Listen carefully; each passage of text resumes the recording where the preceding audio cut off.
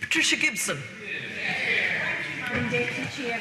And I'm delighted to speak in this debate, but I do regret that this debate, and I think we would all agree on this, that this debate has been considered to be necessary. And I thank my honourable colleague, the member for Airdrie and Shotts, for bringing this debate forward. As we've just heard, the previous Prime Minister, David Cameron, vowed to halve the disability gap. And at the end of 2015, the employment rate amongst those living with a disability stood at 46.7%, compared with 80.3% for people who were not living with a disability. To have this gap would require an additional 1.2 million disabled people in the workplace, according to the Work and Pensions Committee in March 2016, when it launched its inquiry into the commitment made by the previous Prime Minister. However, plans to reduce the employment support allowance work-related activity component and the corresponding limited capability for work component in universal credit in April 2017 appears to fly in the face of this quite worthy target set by the previous Prime Minister. I will indeed. The honourable member welcomed the fact that in the last 3 years alone, an extra 590,000 disabled people are now in work, and the employment rate for disabled people is now at 48%, up 4% from when we first came to power. I welcome all progress in this area, Absolutely. but it doesn't take anything away from the previous commitment made by the previous Prime Minister, which I think everybody would have supported. So progress is always to be welcomed, but we haven't gone far enough, and we should still be working towards the commitment made by that Prime Minister. In practical terms, £30 each week will be cut from those with long-term health conditions or disabilities, and this will happen, as we've heard today repeatedly, before the promised Health and Work Programme Green Paper can be considered or implemented. The fact is that reducing sick and disabled people's financial support to job seekers' levels is counterproductive, since those on ESA RAG will have very low incomes for a long period of time, because disabled people are much more likely to be out of work for longer periods of time. It's extremely important that an evidence-based approach is the basis upon which the government proceeds, instead of rushing into cuts which will have the opposite outcome from what the government and everyone else wants. The government says it wants to help disabled people into work, but under the limited capability for work element of universal credit, both disabled people in work and those looking for work will be negatively affected.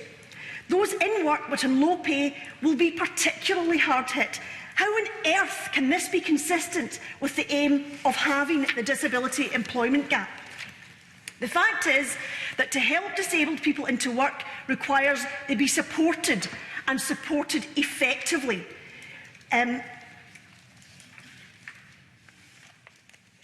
Because the measures proposed will push them further and further away from the workplace. Scott claims that a loss of financial support for disabled people will detrimentally impact on their health and well-being, pushing them further away from the workplace and stripping away very necessary support from those already in work, making it harder for them to retain their place in the world of work. Currently, there are 492,180 disabled people across the UK reliant, and that's a very important part of this, they are reliant on ESA RAG. Absolutely. And they will, according to the third sector, struggle to live independently and be pushed further and further into isolation and poverty and hardship and debt.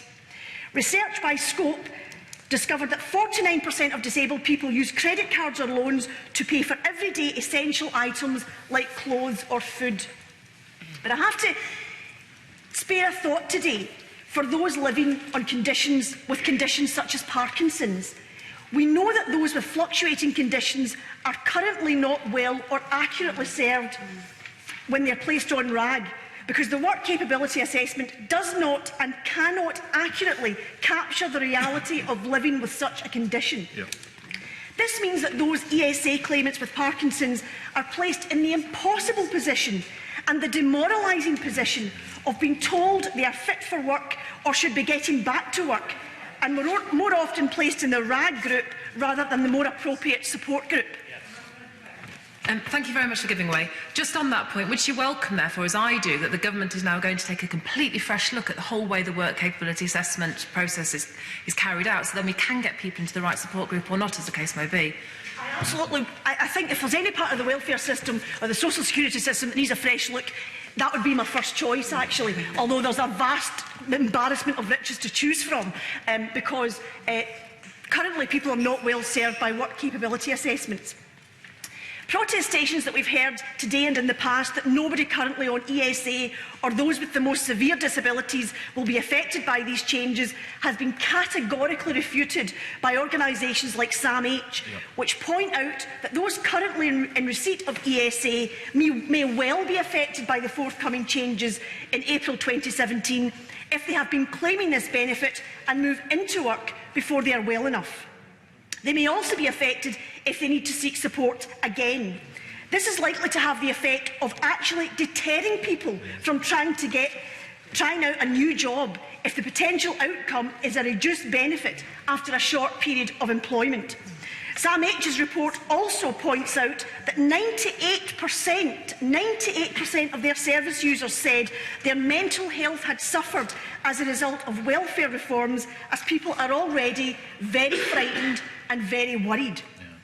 So ironically, and this is the point I want the government to reflect on, because we're trying to build consensus across the House today.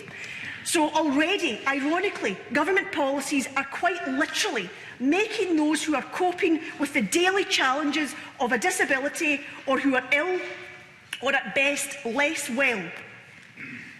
The government's policies are making people less well. How does that make this group who are targeted by these measures more work ready? In fact, such measures will prolong or exacerbate existing health conditions. Protecting the sick and the disabled should be above budget savings.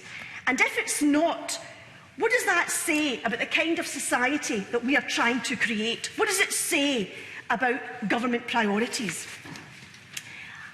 I know there's concern across this chamber today, and I urge the Minister to listen to Action on Hearing Loss, to Capability Scotland, to Disability Agenda Scotland, Guide Dogs, Motor Neuron Disease Association, Parkinson's UK, and a whole range of members of the Disability Benefits Consortium, and do the right thing. Use the autumn statement, I would urge, use the autumn statement next week to pause these cuts until appropriate alternative measures to progress the commitment to have the disability gap have been fully considered.